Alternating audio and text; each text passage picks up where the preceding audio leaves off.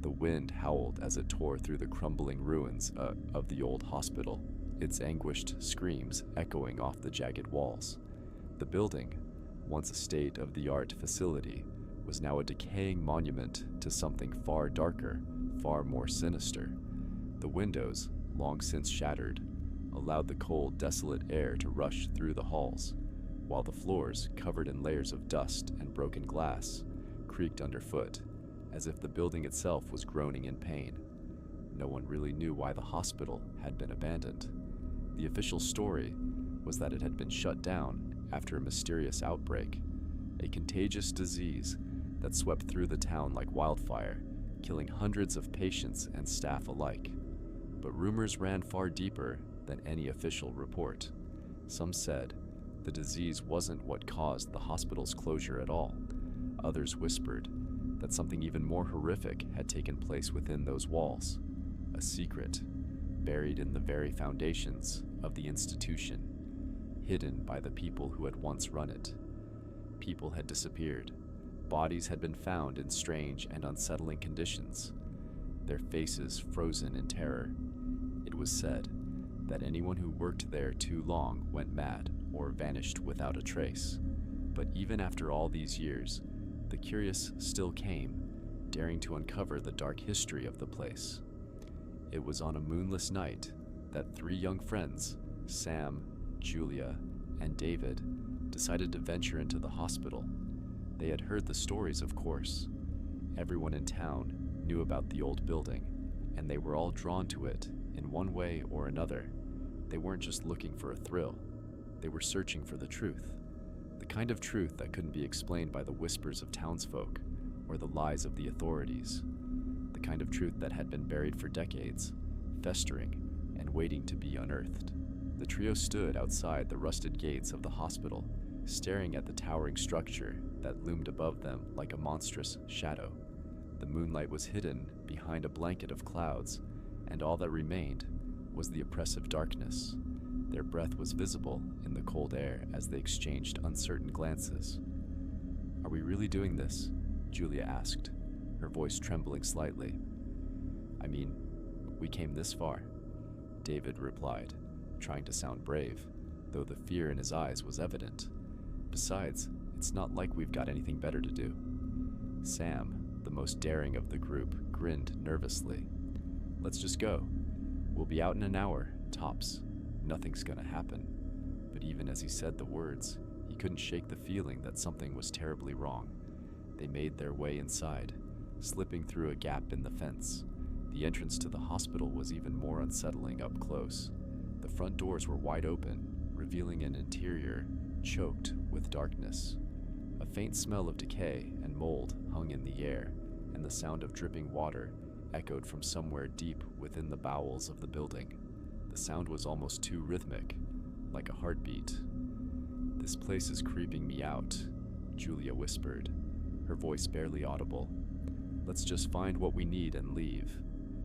But Sam was already moving forward, his flashlight sweeping over the walls and floor as he advanced. "Come on, we're here to uncover the truth, right?" They followed him in, their footsteps muffled by the thick carpet of dust. The lobby was large and ornate, though most of the grand furnishings had been stripped away or destroyed by time. The wallpaper, once elegant, now hung in tatters, revealing the moldy plaster beneath. The ceilings were high, and the entire place seemed to echo with a sorrowful emptiness, as if the building itself was mourning the loss of something lost forever. As they moved deeper into the hospital, they came across more signs of the facility's twisted history. The elevators were out of order, the doors to most of the rooms sealed with thick layers of rusted metal, and the hallways were lined with old medical charts and half-finished scribblings. They couldn't help but notice the photographs on the walls, portraits of doctors and nurses, their faces frozen in smiles that seemed too wide, too forced. It wasn't until they reached the first hallway that they truly began to sense the danger. The corridor stretched on for what felt like miles. The windows were boarded up, and the light from their flashlights barely illuminated the path ahead.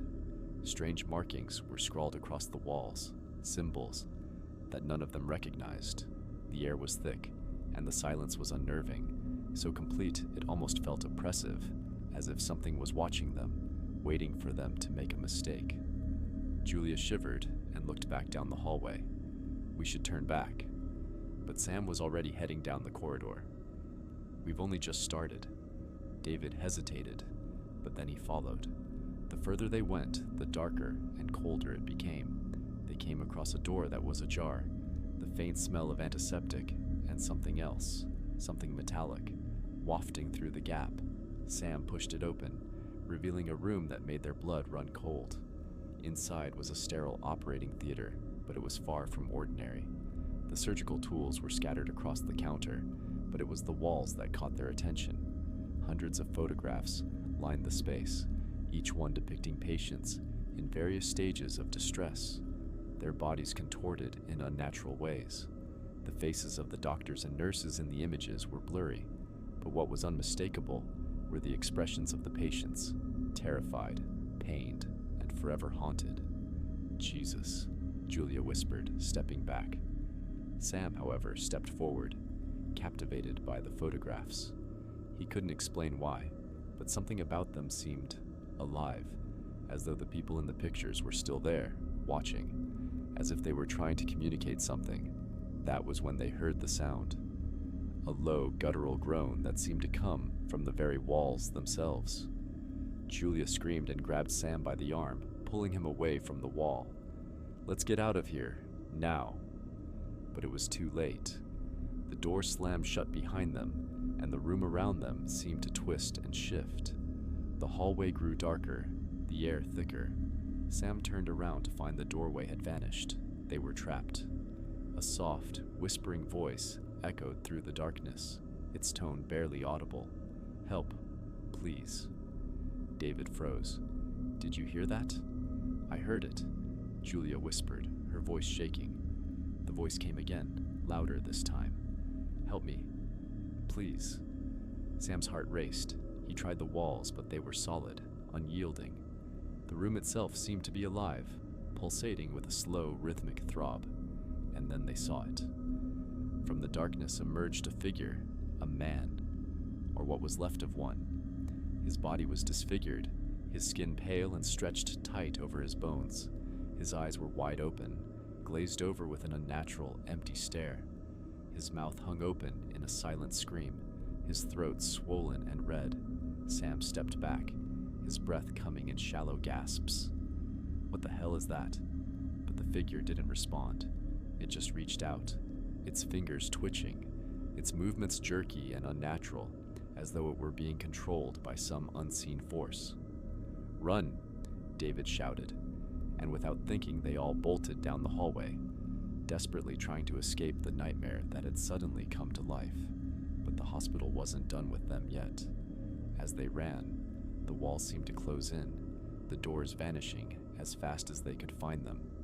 Every turn led to another darkened hallway, another dead end. The sound of the footsteps behind them grew louder, closer, more frantic. They were being hunted. They stumbled across the lobby once more, but it was no longer the same. The front doors were sealed shut, the building itself alive with a kind of malevolent energy. The walls trembled with a deep, resonant hum, and the windows, those shattered, empty windows, seemed to pulse with a red glow. That was when they realized the truth. The hospital had never been abandoned. It was waiting for them. The disease had never truly been an illness. It had been an experiment, a twisted, inhuman attempt to unlock the secrets of life and death. The hospital had been built on a dark history, one steeped in rituals and horrific experiments that crossed the line between science and madness. The souls of those who had died there were not at rest. They had been bound to the building itself, trapped in the very fabric of its existence. And now, those souls were hungry for more. Sam, Julia, and David were never seen again. The hospital still stands, decaying, waiting for the next group of curious souls, foolish enough to uncover its horrific truth.